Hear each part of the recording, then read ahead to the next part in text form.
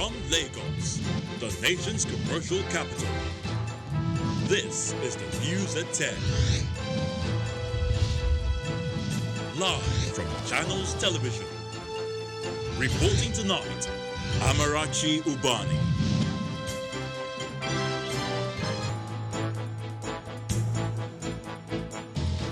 Tonight, a UK judge grants Nigeria's application for an extension of time and relief from sanctions and to appeal the $10 billion judgment awarded against it in a case against Process and Industrial Development's P&ID presidency lost the verdict.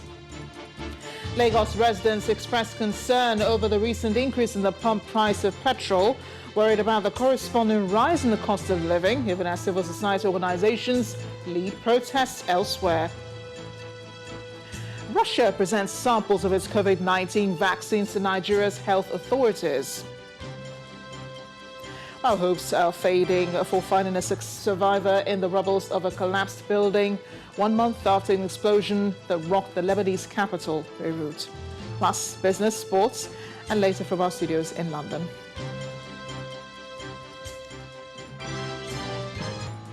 On business news tonight, Ghana's President Nana Akufo-Addo assures Nigeria of his readiness to end trade disputes between both countries.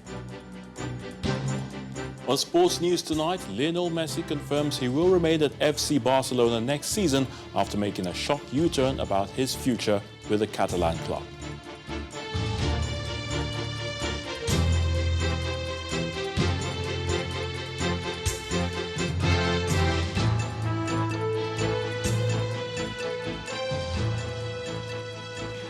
A UK court judgment seems to have given Nigeria some relief as it continues the legal battle to overturn a $10 billion judgment awarded against the country in the now infamous P&ID oil scandal.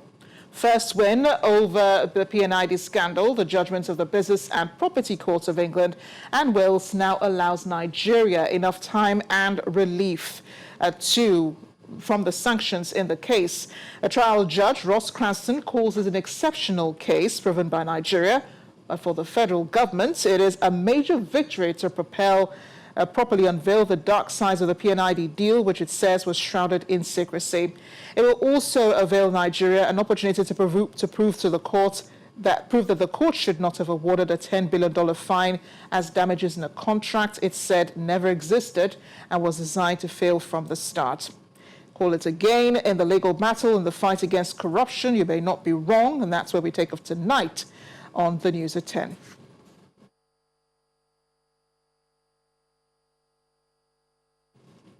And with the relief from the court judgment, the Office of the Attorney General of the Federation believes it would further give Nigeria a chance to put together all other investigations in the country and internationally. Special Assistant to the President on Justice Reform and International Relations, Juliet Ibekako-Mogu, explains that the federal government being able to establish a prima facie case against fraud at the UK court is a significant step in the right direction. She was speaking in our program, Politics Today. Essentially, the substantive case will be to request the court to set aside the earlier judgment awarding $6.6 billion against Nigeria and in favor of P&ID. So today we are happy as a government that we're able to present our case for the English court to have taken the view that there is a prima facie case of fraud is significant. And we need to be able now to put together all the reports of the investigation going on in Nigeria, in the US, and in several other countries in order to really show the court that this contract in the first instance was based on fraud. And I think this is where this case is going to be going to in future. You know, you have just given us a scale of this particular proceedings, I mean, across countries, across years. And for people looking from outside, they might not really understand the import of this. How did we get to this point? How did Nigeria play it right to at least have gotten this round one victory in court? You recall that after the Attorney General of the Federation went to London to make the first case, and Nigeria was then asked to deposit $200 million as a security fund, it became clear then that the English court was going to hear Nigeria. And hearing Nigeria meant that we needed to request for extension of time. You may also recall that P&ID also objected to the extension of time. They stated that Nigeria was already out of time because Nigeria failed to appeal all this while. On the basis of this, Nigeria also went out to undertake investigations. Remember that some of the officials of P&ID have been arrested recently. One of the lawyers or director of legal then was also arrested, and she's currently facing prosecution in Nigeria.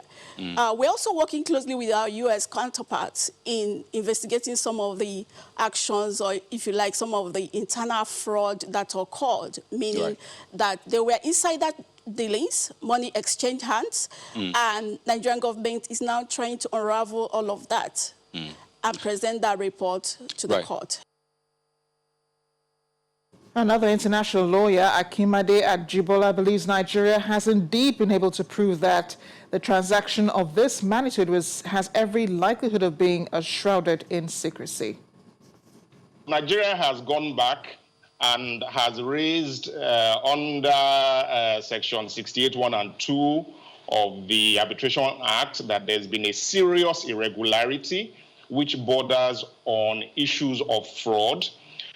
What the court has looked at is not making a determination of whether that fraud actually occurred, but as the previous speaker said, a prima facie case, a strong case, a high likelihood that there have been instances of fraud. And that already speaks volumes of the efforts and the success of the efforts that Nigeria is making in unraveling a lot of the very complex transactions underhand that went on for the procurement of the GSPA, that is the underlying contract for this transaction. Transactions of this nature have a procedural rigor that they ought to have gone through before being signed or executed by the requisite and the correct authorities within the Federal Republic of Nigeria. You now find a situation where a transaction of this magnitude did not go through statutory dictates of the BPP, did not go through the requisite presentation at FEC for its approval, registration by NOTAP. You then find within the judgment specific allusions that those who were supposed to be the gatekeepers, those who were supposed to have effectively ensured that these rigors were adhered to, were perhaps part of a huge conspiracy on bribery. There was evidence that these people were paid money and took money. There was evidence that those who were leading Nigeria's charge on this matter were involved in payments. And the EFCC investigation has unraveled effectively that it might have been that this was part of a grand-scale attempt at fleecing the country on a transaction that could not have stood the test of propriety at all. Let's get another perspective now on the issue from Senior Advocate of Nigeria, Robert Clark, who believes Nigeria stands a better chance of winning this case. Yeah, Nigeria has today been able to secure judgment of the International Court of Appeal for a stay of the execution of the judgment against Nigeria. Now, the issue is this: in applying for this leave for stay, because Nigeria has been unable to file this paper within 28 days. Now, they have to show why they have failed to, and reasons why the state should grant. I am quite aware that Nigeria will appreciate that the contract upon which the application was based was criminally did not follow due process, and as such, leave should be prepared for us to state the proceeding or the execution, even the time the appeal is held. However, in bringing education, Nigeria have shown that we have attached to show that we have an adequate to canvass in the appeal. That if given the opportunities, there is a good chance of getting the judgment of the arbitration. It is clear that Nigeria says it's contract gotten without the process of law. Under international law, the judgment of a tribunal is the municipal law of a country. Now it's clear, an international law is clear, that the municipal law of the country, what decision be taken, will prevail.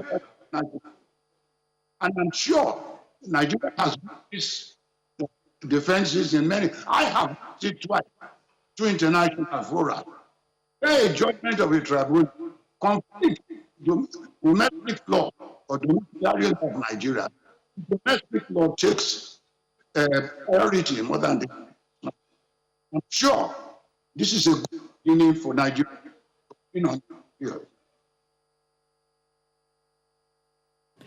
Meanwhile, the presidency has commended the UK court judgments on the P&ID suit, describing it as right, just, and provides a strong prima facie case that the fraudulent gas deal with P&ID and the subsequent judgment's debt of $10 billion against Nigeria was a clear attempt to cheat the country of billions of dollars by a company that had not invested £1 in the country. The presidency said in a statement that Nigeria has established a strong prima facie case that the gas supply and processing was procured by bribes paid to insiders as part of a larger scheme to defraud Nigeria, and that P&ID's main witness, Mr. Quinn, gave an untrue evidence to the tribunal, and that contrary to that evidence, P&ID was not in the position to perform the contract. The presidency believes the outcome in the English court has given relief to the Nigerian government to further protect its national assets from criminally minded organizations and individuals. Moving on to another developing story. It's been 48 hours since a new price regime for premium motor spirit, otherwise called petrol, took effect, as the product now sells for as much as 162 naira per litre. Well, more reactions have been coming along this line, especially from motorists. This report takes a look at the fears of residents in Lagos in the wake of the new price regime. Now I'm hearing 151. What's going on? It's so upsetting. Response from motorists at fuel dispensing points over the increase in petrol pump price suggests it doesn't go well with consumers, despite the explanation from government and industry regulators. Tougher times are predicted for the average Nigerian, with many struggling to survive in an economy disrupted by the COVID-19 pandemic, unemployment and high cost of living. If you check the condition we are in Nigeria today, you'll find out that if federal government want to increase fuel, it's not at this time that everybody is suffering. Like today, I did not come out with my car, I parked my car because of the fuel price. If you buy fuel of 150 something naira, up to having 30 litres, you know how much it is? It's too much for us. The ripple effects of the new depot price of petrol on the economy is likely to be felt more in the cost of foodstuffs and other essentials, as well as public transportation.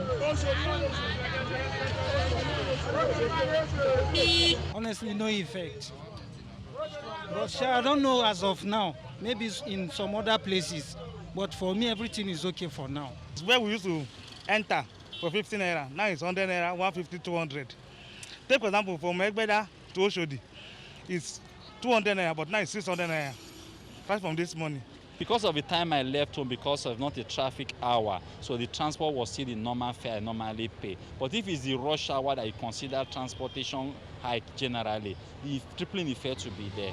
In Lagos, although much has not changed in these areas, residents are bracing for the worst in the days ahead. We don't have option. It's Nigeria. We don't have any country to go apart from Nigeria. So there's nothing we will do. We have to bear it and pray for God to assist us. That's all. It's weekend. A new week beckons with uncertainties. But like they say, desperate times call for desperate measures.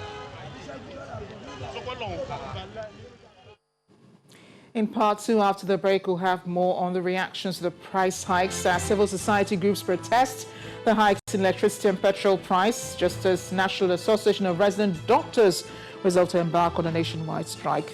Stay with us.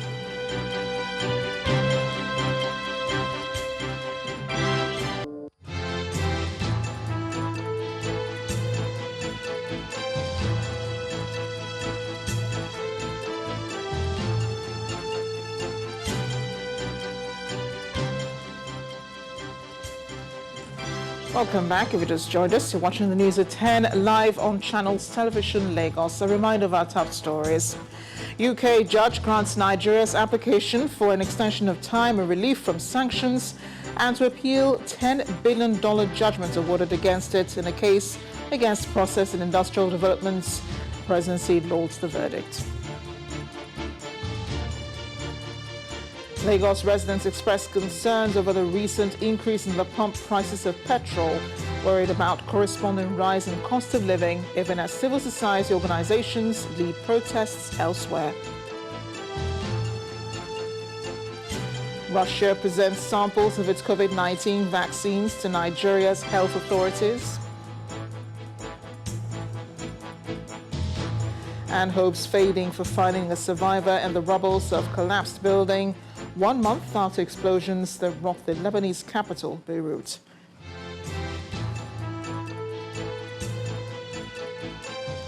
Our website, channelstv.com, has more information on our top stories and others. Subscribe and watch Channels Television's live stream on YouTube and other social media platforms using a mobile device browser, or download the Channels TV app for Android and iOS devices from their respective stores.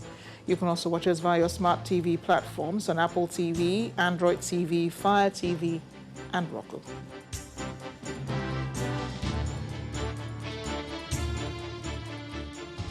More reactions are still springing across the country over the increase in pump price of petrol and the new electricity tariff. A coalition of civil societies in Osun State took to the streets in protest, while a northern group held a press conference to demand immediate reversal of the new tariff. The new pump price of petrol and the hike in electricity tariff announced by the government is still resonating across the nation. The latest is coming from Kaduna State, where a coalition of northern groups have not only kicked against the increases, but are demanding for the unconditional reversal. The CNG hereby resolves to call on the federal government to announce an immediate and unconditional reversal of the prices of fuel to the earlier 145 naira per litre and electricity tariff to 23 naira, with the assurance of regularity in quality and quantity of supply, to assume full control of commodity pricing, to jettison all aspects of unwarranted taxation, and hold the current multi-sectoral extortions by multinational service providers, banks, and other financial institutions. And in Osun State, leaders of civil society groups have also condemned the increases. They made their objection known through a protest march where they described the decision to increase the pump price of petrol and electricity tariff as killing a mosquito with a sledgehammer. We are here because we say no to increment in kilowatt of electricity in Nigeria. We are here because we say no to incessant increment on the pump price of petroleum products in Nigeria. We are here today to protest and give them 5 days ultimatum, 5 days notice to rescind this decision or face the wrath of the people. One obvious fact about these reactions from Kaduna and Osogbo is that the people want the government to have a rethink on the matter, and they believe the government is indeed capable of doing just that.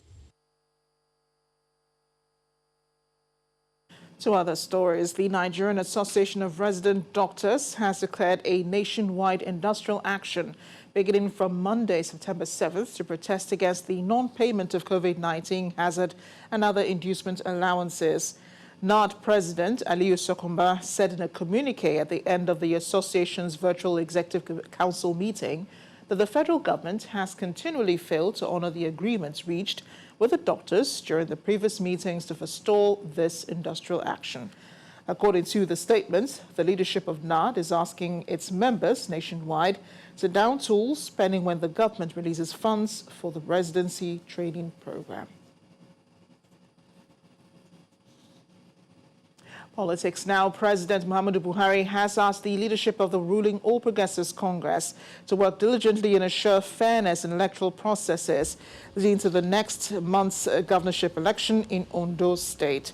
The president made the comments today after he presented the party's flag to the state governor, Akeredolu, who is seeking re-election in office. He says the reconciliation process of the state's branch of the party had provided a solid ground for an easier, clear victory for the candidates than he achieved in his first term. I have a lot of projects that we have not completed. Today, we speak to the people of Ondo State that, look, we are determined to have Port Ondo. And that is the port that will service the whole of West Africa. And it's a determination, and that the people of Ondo are waiting. We had had problems in the past that a governor starts a project, somebody comes in, he abandons it. I'm appealing to the people of Ondo, say, let us see this project to fruition. Port Ondo, that is a new thing entirely for us. The bitumen exploration is a totally new thing. Bitumen have been there for years. Today, we have Southwest bitumen, we are having other bitumen coming. And the federal government said we won't be importing bitumen at a point in time. So we need to be there to steer the affairs of state to ensure that bitumen comes on board from Ondo State. That's where we have the largest deposit of bitumen, second largest in the world. And these are things we are convinced we have to do. And that's why we talk to our people. Continuity matters, so that somebody else comes in, truncates all these advancements we have made, getting to port, to bitumen exploration, to so many other things. So I have a lot to do differently from what I've. And in Edo State, the People's Democratic Party is alleging the leadership of the All Progressives Congress in the state is perfecting arrangements with INEC to rig the Edo governorship election. The chairman of the Edo Campaign Council, Mr. Dan Orbi, who was speaking during campaigns in Ego local government area, said Mr. Adams Oshomole had bragged about having high-level connections in INEC, which will work in favor of the APC.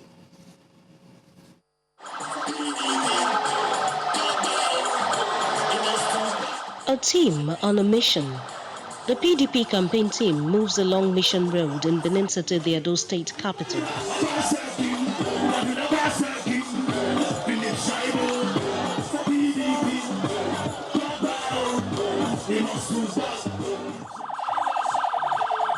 The campaign trail is heading towards Ego local government area. The motorcade is flanked by supporters and well-wishers chanting victory songs for Governor Godwin Obaseki and his deputy, Philip Shaibu.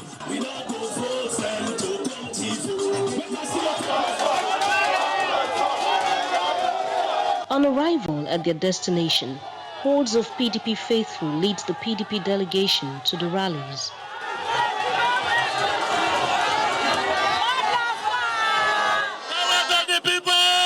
Electioneering then takes center stage. Party leaders urge supporters to defend their votes on election day. On that day, from the unit center to your wards, to the ward collecting center, to Egosa Grammar School, we are going to wait and defend our votes. Is that not what we said? So remember, on the 19th of September. The issue of rigging has been a major talking point during the course of the governorship campaign. The PDP Campaign Council Chairman and the governorship candidate, Mr. Godwin Obaseki, say the APC is forming an alliance with the electoral umpire to rig the election. Can you see the thousands of people who are here? As it is here, so it is everywhere. That shows clearly that Edo people, they want the governor to continue his good work. No commissioner can be used by Dan Sochomole to stop the will of the people. If you see that they are delaying because they want to rig at night, you know what to do. Bring food, bring lights, where we go and sit down there and camp out there. We will not let them rig this election. You hear me? Defend your votes. The campaign tour continues in spite of allegations of rigging. The PDP says with the people backing the Obaseki Shaibu ticket, victory will be assured on September the 19th.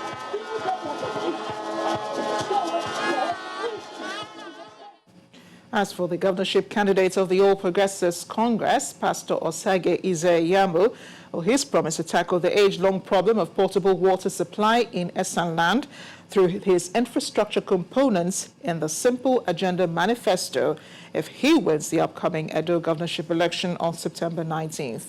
Pastor Ize-Iyamu made this promise during his continuation of ward-to-ward tour of Esan Central and Esan Northeast local government areas of the state. The day's campaigns begin at the palace of the Onoje of Ewu in Esan Central local government.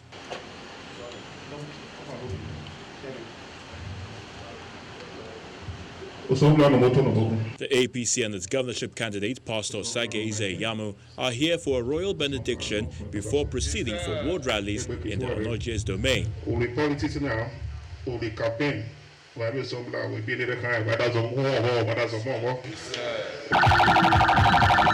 Fortified with the monarch's blessings, the team hits the rally ground, and the reception is cheery.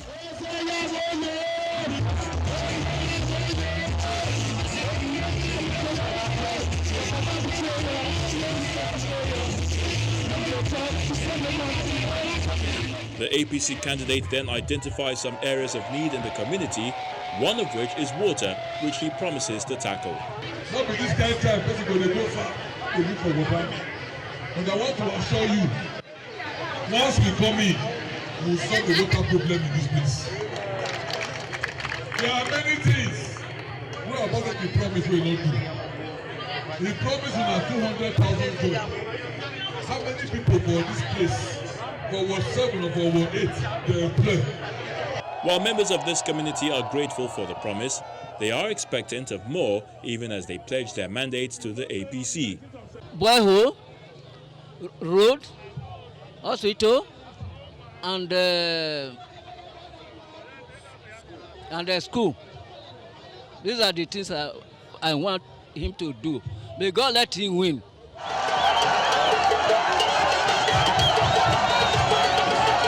Away from Ewu, the campaign train also gets to Ibore community, where the party assures the people of more development if the APC is voted into office. It is possible for a governor to touch the life of people in every local government. You don't need to reinvent the wheel. And Obaseki just thought that people were fools. If the man brings you 10,000, 5,000, take it as your party fund. But it will be foolish to take 5,000 and allow the man to destroy you for the next 4 years. The APC campaign team continues its coverage of more wards in Edo Central Senatorial District, expecting that its effort will translate into more votes and ultimately victory in the coming election. When the News at 10 returns, Ghana's President Nana Akufo-Addo assures Nigeria of his readiness to end trade disputes between both countries. Plus, more business news. Join us again.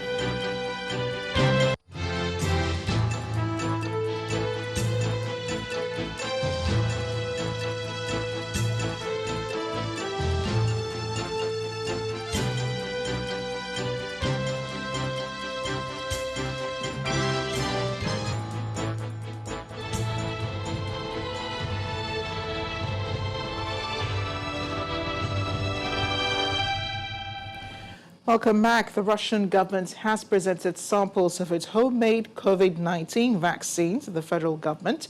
And the Minister of Health, Dr. Osage Hanire, says it will be subjected to evaluation by the National Agency for Food Drug Administration and Control, NAFDAC, and the Nigeria Institute of Pharmaceutical Research. The vaccine samples were delivered today by the Russian ambassador to Nigeria, Alexei Shabashin. A statement from the Ministry of Health says the Russian ambassador also submitted, along with the vaccines, an aid memoir which explains details of the vaccine to enable the Nigerian government conduct further tests on it.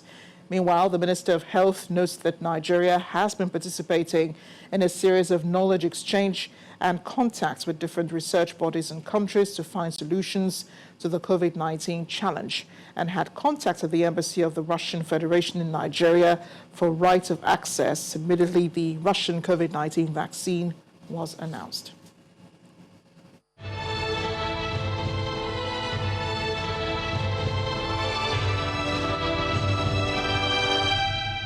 To security, troops of Operation Thunder Strike have killed several armed bandits at the Kuduru and Kwaimbana forest areas of Kaduna State. According to a statement by the Coordinator Defense Media Operations, Major General John Enenche, the operation was executed through separate airstrikes carried out on September 3rd, 2nd and 3rd, predicated on credible intelligence. Major General Enenche also said the attack on the Kuduru forest hideout was executed after aerial reconnaissance missions observed significant number of armed bandits around some compounds in a small settlement within the forest. Consequently, the air component dispatched Nigerian Air Force jets and helicopter gunships to attack the location.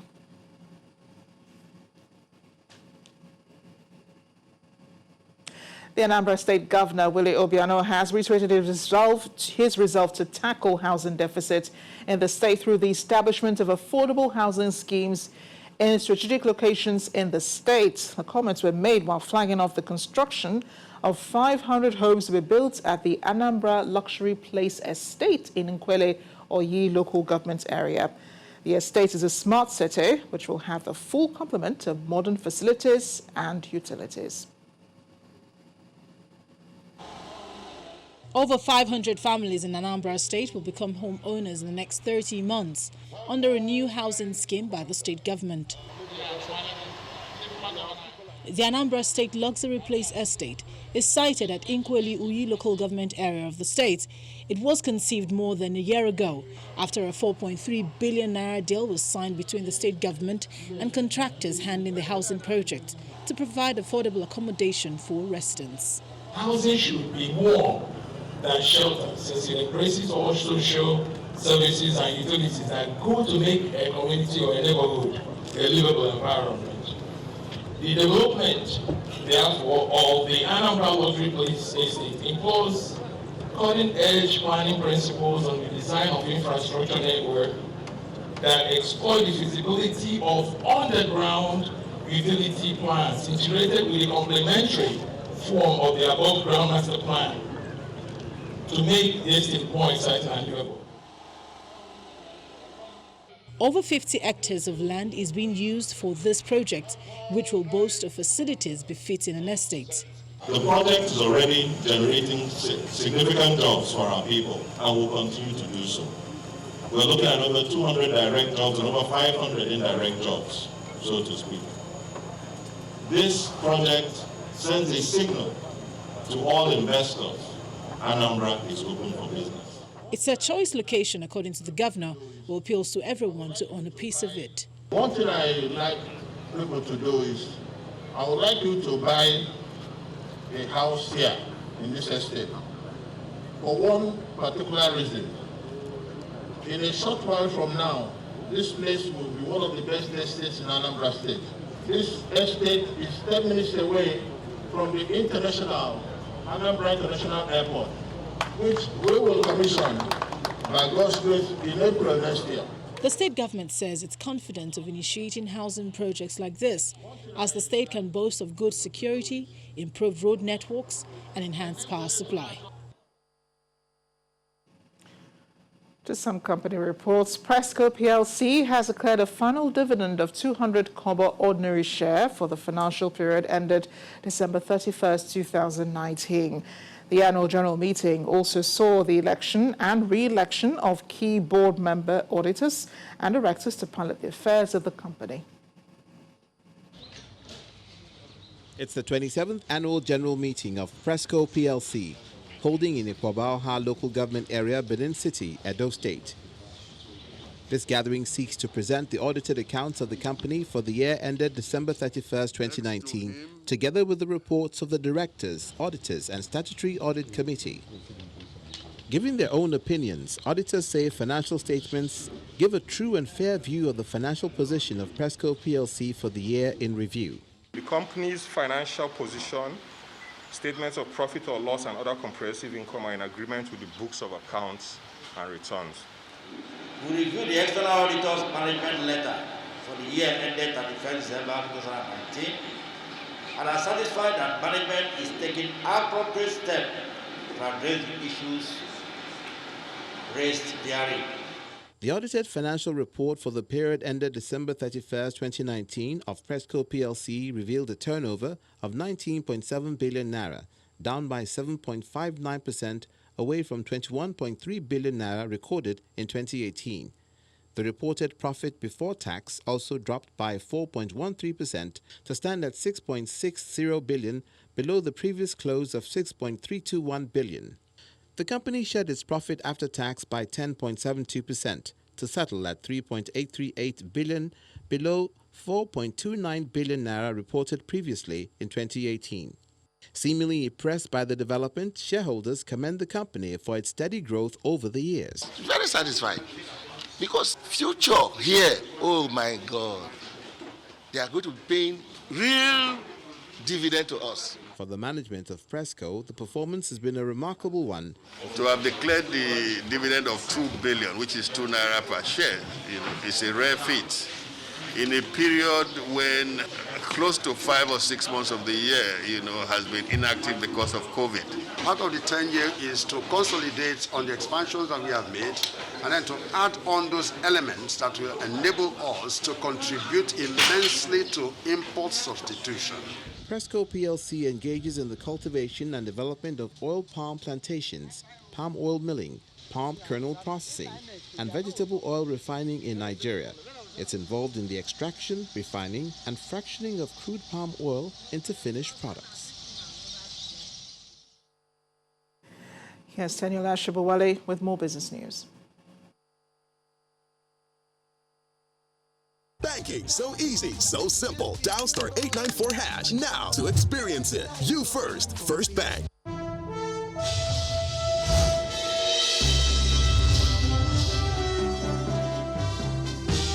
Thanks, Amarachi. Welcome to Business News. Ghana's President Nana Akufo-Addo says his country is ready to consider resolutions reached at a meeting today between senior legislators of Ghana and Nigeria. This follows a request by Nigeria's Speaker, Femi Gbajabiamila, over a review of the Ghana Investment Promotion Center Act to make certain concessions. The Ghanaian president, who expressed satisfaction with Mr. Gbajabiamila's visit, endorsed his proposal for the establishment of a Nigeria-Ghana Business Council established by law in both countries, and he additionally suggested the setting up of a joint ministerial committee between the two countries that will shepherd issues between Ghana and Nigeria. President Nana Akufo-Addo also promised to raise the issue with President Muhammadu Buhari when they meet at the ECOWAS summit on Monday, September the 7th.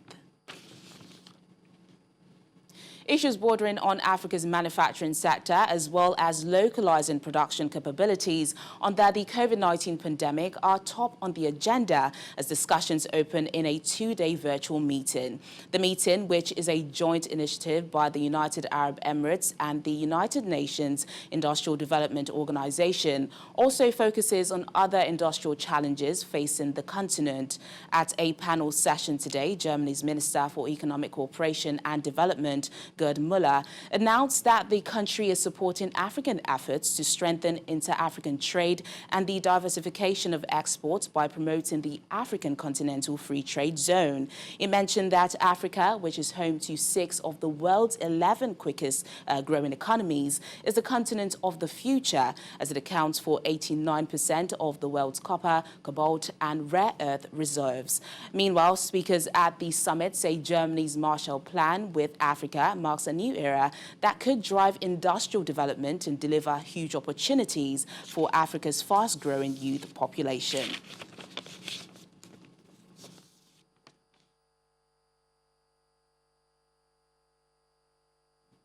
Now, a total of 155 billion naira has so far gained at the NSE this week as investors wrap up Friday's trade-in with extended positive sentiments across 5 key sectors of the equities market. Let's get details of today's activity from Temple Ashaju.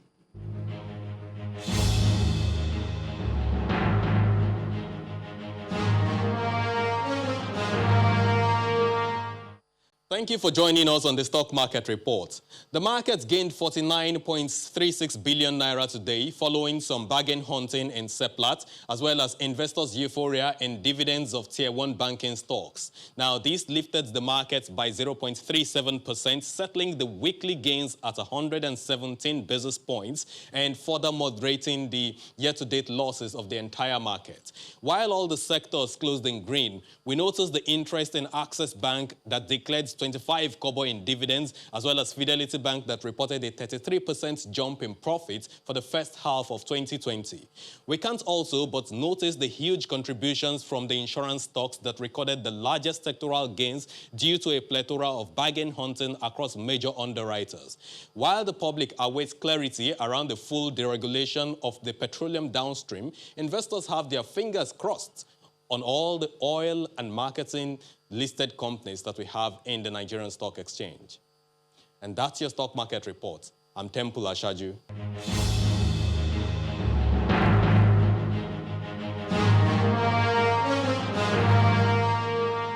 Thanks a lot, Temple. A second consecutive day of losses from tech shares have had a significant impact on major global markets across the United States, Europe and Asia, while investors digest latest jobs data for the world's biggest economy. Let's see how their indexes turned out today.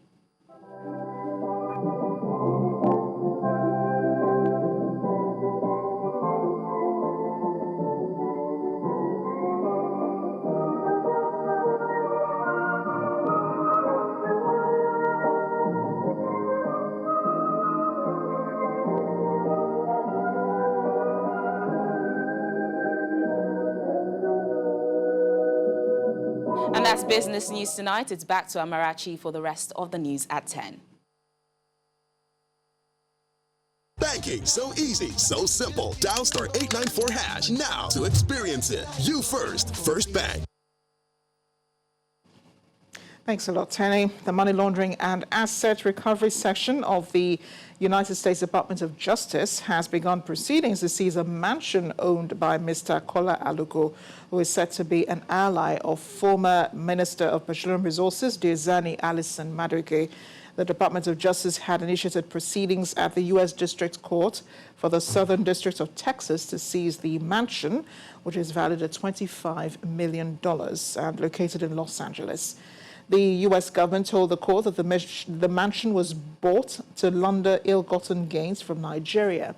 Mr. Aluko has been the subject of various investigations in Nigeria and abroad for allegedly taking part in shady oil contracts. Meanwhile, hopes are fading in Beirut that anyone will be found beneath the rubble of a building destroyed in last month's explosion following 2 days of search efforts. Rescue workers began looking through the debris after sensor equipment detected possible signs of life, but Chilean rescuers have ended a second day of searching without any results. Meanwhile, the Lebanese capital held a minute's silence today to mark a month since the explosion, which killed almost 200 people. Simon Pusey has more international news and around the world in 5. Welcome to the Channel Studios here in London with your international news around the world in 5. Police in the US have shot dead a man suspected of fatally shooting a right-wing activist during protests in Portland. A warning viewers may find the following footage upsetting. They shot somebody? Yeah.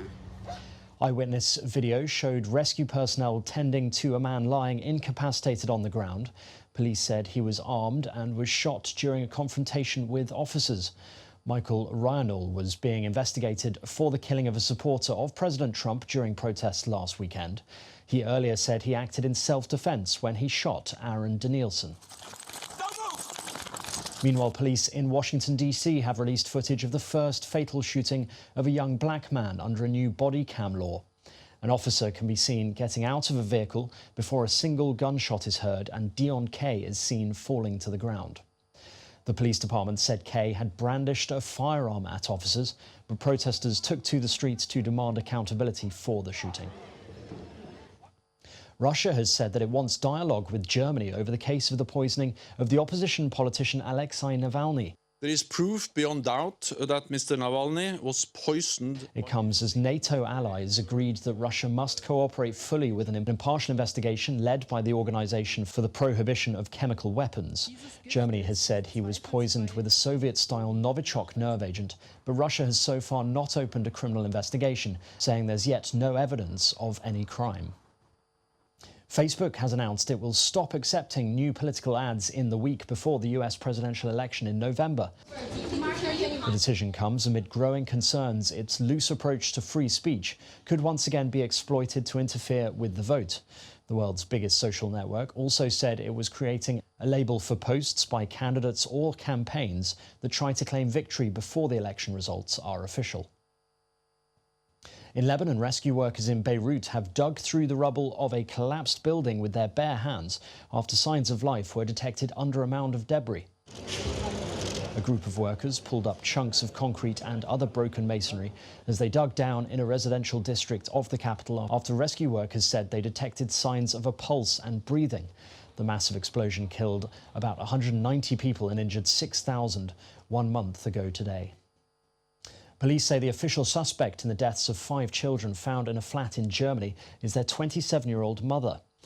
The bodies of 3 girls and 2 boys were found in a flat in a large housing block in the western German city of Solingen.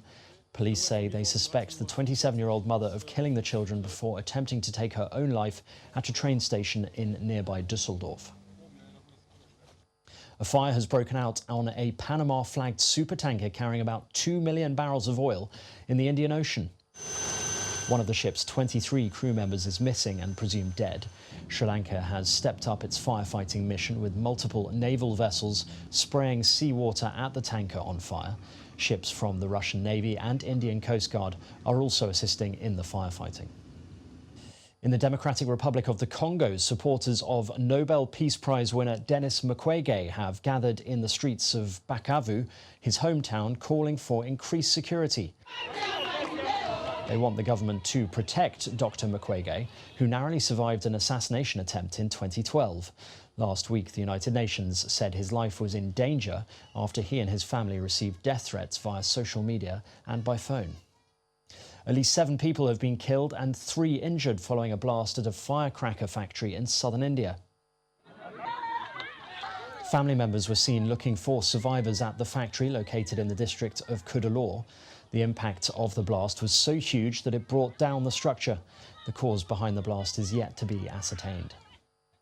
And finally, a Japanese restaurant owner has found a new way to increase business amid the coronavirus by sending out his bodybuilder friends to make the deliveries topless. Dubbed Delivery Macho, Masanori Sugiura said that the service has increased his business tenfold since it started in late May. Mr. Sugiura recruited 6 of his friends who worked at fitness gyms as sushi delivery staff, as many of them were out of work during the pandemic. Upon delivery, the men strip off their shirts and pose for photos while maintaining social distance with their customers.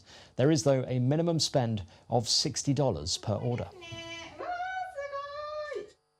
And that's your international news around the world in 5. Now back to the Channel studios in Lagos.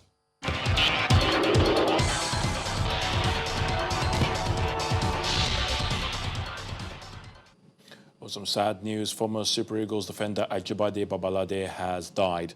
Babalade, who played for Shooting Stars and stationery stores on the domestic scene, died today in Ibadan, the Oyo State capital, after suffering cardiac arrest. The retired footballer, who had a brief stint in management, was a squad member of the Super Eagles that won bronze at the 1992 African Nations Cup in Senegal. Argentine forward Lionel Messi has confirmed that he will remain at FC Barcelona next season after performing a shock U-turn on his future at the Catalan club. The 6-time Ballon d'Or winner said he took the decision to avoid dragging his club of 19 years through the courts. The 33-year-old had told the club in August that he wanted to leave, claiming a clause in his contract allowed him to do so on a free transfer. Cristiano Ronaldo may have to wait a few days longer before he can attempt to score his 100th Portugal goal after a toe infection made him doubtful for Saturday's UEFA Nations League match at home to Croatia. Ronaldo, Portugal's all-time leading scorer and most capped player, has been stuck on 99 goals for 10 months since scoring in the 2-0 away victory to Luxembourg in their last international. The Egyptian Football Association has confirmed it is investigating missing African Cup of Nations trophies from its stores. Reports say that the original AFCON trophy that the Pharaohs won following the unprecedented treble in 2006, 2008 and 2010 is among the missing trophies. The country's football governing body discovered the trophies could not be found while developing the association's museum. And that's a wrap on Sports News.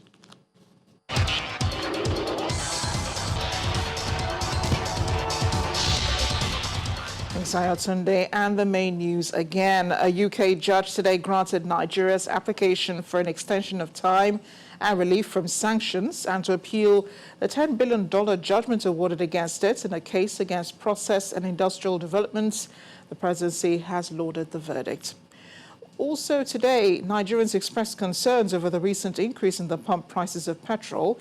They said they're worried about corresponding rise in cost of living, even as civil society organizations led protests in Osun State.